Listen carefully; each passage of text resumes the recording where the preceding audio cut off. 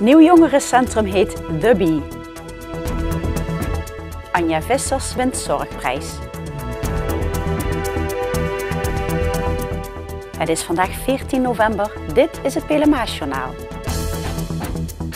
Het aantal fietsendiefstallen in Venray is in de eerste 9 maanden van dit jaar flink gedaald. In maart is de politie gestart met het inzetten van lokfietsen op enkele hotspots. Dit zijn plekken waar geregeld diefstallen plaatsvinden. Deze nieuwe aanpak heeft succes, want de politie wist 26 fietsendieven in de kraag te grijpen. Ten opzichte van vorig jaar is het aantal fietsendiefstallen met 34% gedaald. In vergelijking met 2011 is de afname zelfs 45%. In de periode tot 1 oktober verdwenen dit jaar 243 fietsen. Althans, dit zijn de cijfers die bij de politie bekend zijn. Het werkelijke aantal zal beduidend hoger liggen. Veel gedupeerden doen namelijk geen aangifte.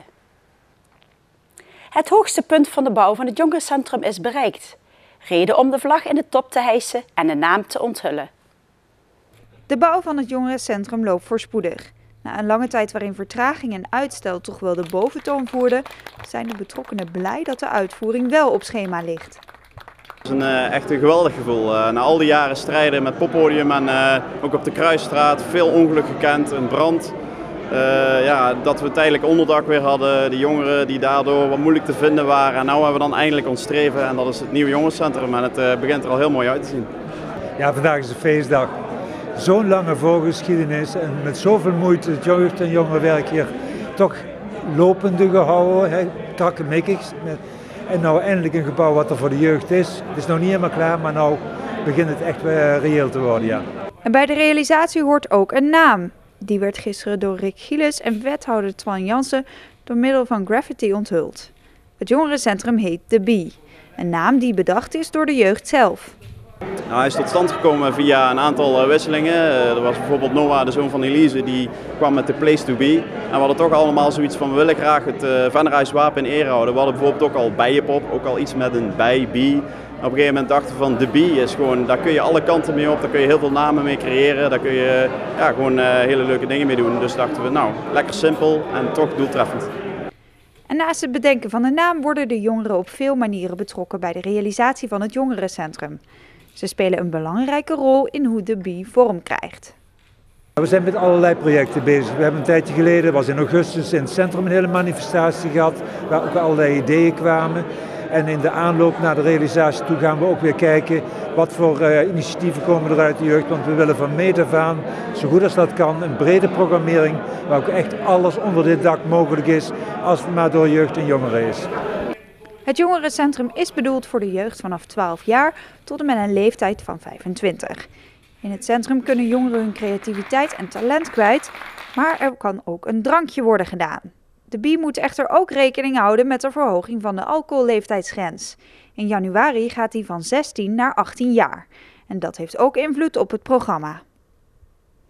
Dat we eigenlijk meer op ook echt de jongere doelgroep gaan richten. Dus we proberen, we noemen het dan heel oneerbiedig colafeesten. Maar goed, we proberen wel de creativiteit vanuit die echte jongeren erbij te krijgen. En dan te kijken van of dat we daar hele leuke evenementen voor kunnen maken. In het voorjaar is de bouw klaar en wordt er gestart met de uiteindelijke afwerking. Ter gelegenheid van het 40-jarig jubileum van de VVD in Venray wordt op donderdag 21 november in de raadzaal van het gemeentehuis een reunie gehouden. Hiervoor zijn alle raadsleden, wethouders, gemeentesecretarissen en burgemeesters uit de periode 1973 tot 2013 uitgenodigd. Onder leiding van Rob van Lieshout worden een 4-tal hot items uit de afgelopen 40 jaar nog eens besproken met de hoofdrolspelers van destijds. Na de pauze wordt een fictieve raadsvergadering anno 2035 gehouden onder leiding van burgemeester Hans Gielissen met de raadsleden van de toekomst. Anja Vissers uit Kasteraai heeft de Herman Wijfelsprijs Zorg en Welzijn gewonnen met een thermochip die onderdeel is van haar zorgidee tegen medicijnverspilling. In 2011 won Anja al het beste zorgidee van ONVZ met haar initiatief om het weggooien van medicijnen te verminderen. Nou, het is zo, in Nederland worden voor vele miljoenen, honderden miljoenen euro's aan medicijnen weggegooid. Daar heb ik een idee op verzonnen om die verspilling tegen te gaan, als het ware. Het is een heel simpel idee. Je pakt een zakje, je stopt er een thermometer in. Daar stop je het medicijn bij. Dat verstrek je aan de patiënt, zodat als de patiënt het terugbrengt, om wat voor reden dan ook, kunnen wij nagaan hoe de bewaarcondities thuis zijn geweest. Dat is eigenlijk het verhaal in de notendop. En als de bewaarcondities dan goed zijn geweest, kunnen de medicijnen worden hergebruikt.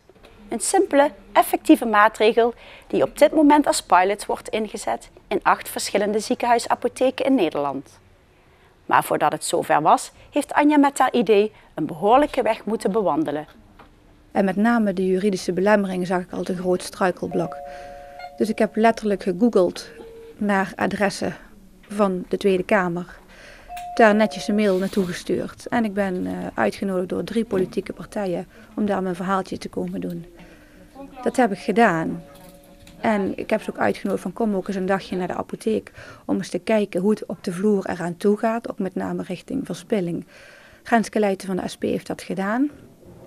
En het was zo'n motiverend gesprek en die had zoveel energie dat ik iets had van ja, ik moet hier gewoon echt serieus mee doorgaan. Dus ik ben op zoek gegaan naar temperatuurindicatoren, naar de juiste zakjes. Ja, en om een lang verhaal kort te maken, dat is gelukt.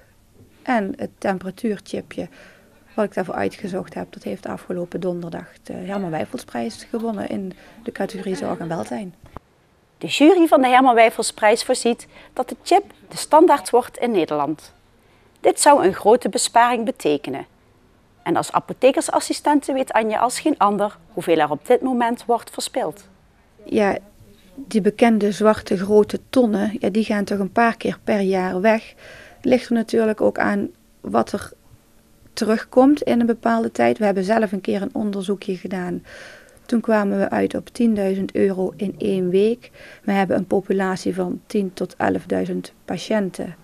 Dus dan praat je over €1 per patiënt per week. En als ik dan denk dat we 17 miljoen mensen op dit hele kleine stukje aarde hebben, dan kom je toch al gauw aan een kleine 900 miljoen.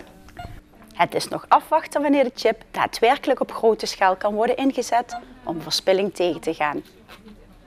In januari volgt nog een onderzoek van 2 promovendi naar het idee. Tot zover dit PLMA-journaal. Tips kunt u mailen naar de redactie. Deze uitzending wordt herhaald tot en met vrijdag 12 uur 's middags. Vrijdagavond is er weer een nieuw journaal. Weer of geen weer, bij ons is het altijd vakantieweer. Aankomende nacht koelt het af naar zo'n 3 graden. Morgen overdag is het half tot zwaar bewolkt, maar het blijft overwegend droog. Tijdens enkele opklaringen komt de temperatuur uit op 9 graden. Ik wens je een hele fijne avond en heel graag tot morgen.